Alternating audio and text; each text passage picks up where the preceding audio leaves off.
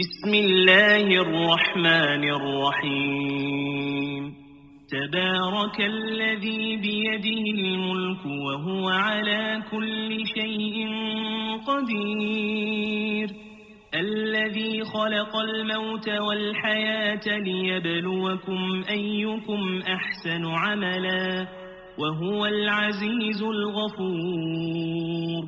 الذي خلق 7 سماوات طباقا ما ترى في خلق الرحمن من تفاوت فارجع البصر هل ترى من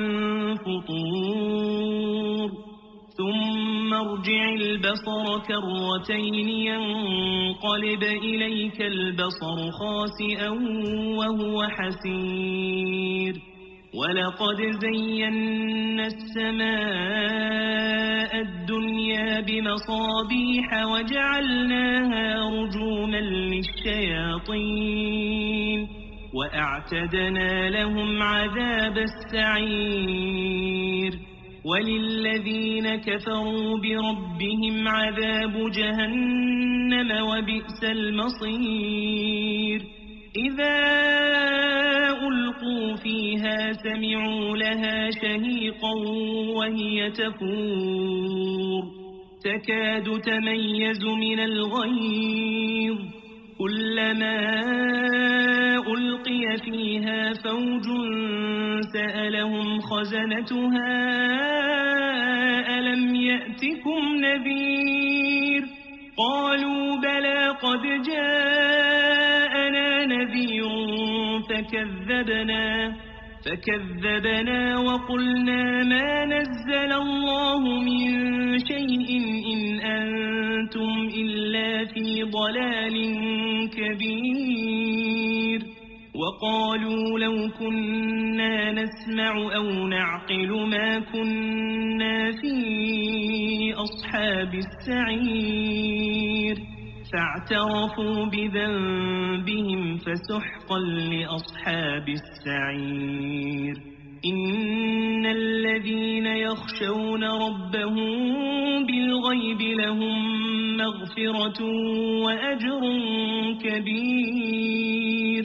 وأسروا قولكم أو اجهروا به إنه عليم بذات الصدور ألا يعلم من خلق وهو اللطيف الخبير هو الذي جعل لكم الأرض ذلولا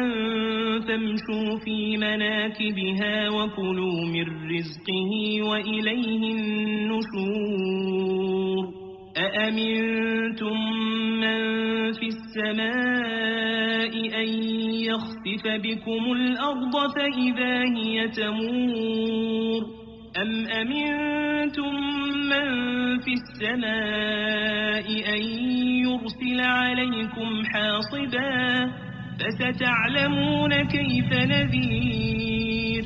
ولقد كذب الذين من قبلهم فكيف كان نكير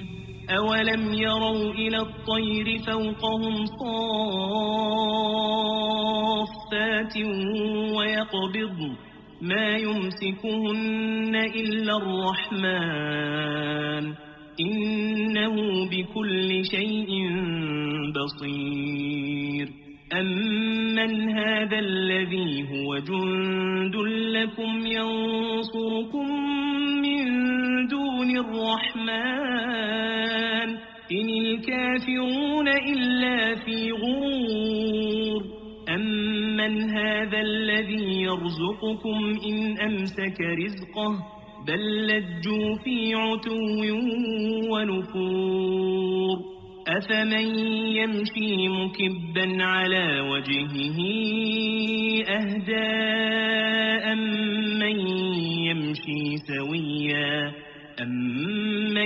يمشي سويا على صراط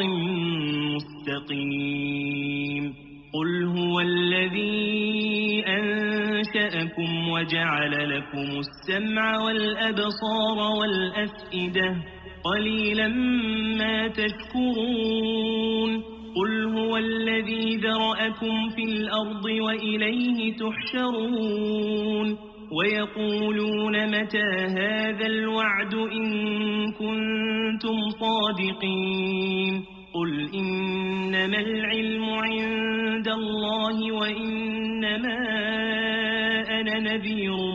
مبين فلما رأوه زلفة سيئت وجوه الذين كفروا وقيل هذا الذي كنتم به تدعون قل أرأيتم إن أهلكني الله ومن معي أو رحمنا فمن يجير الكافرين من عذاب أليم قل هو الرحمن آمنا به وعليه توكلنا فستعلمون من هو في ضلال مبين قل أرأيتم إن أصبح ماؤكم غورا فمن يأتيكم بماء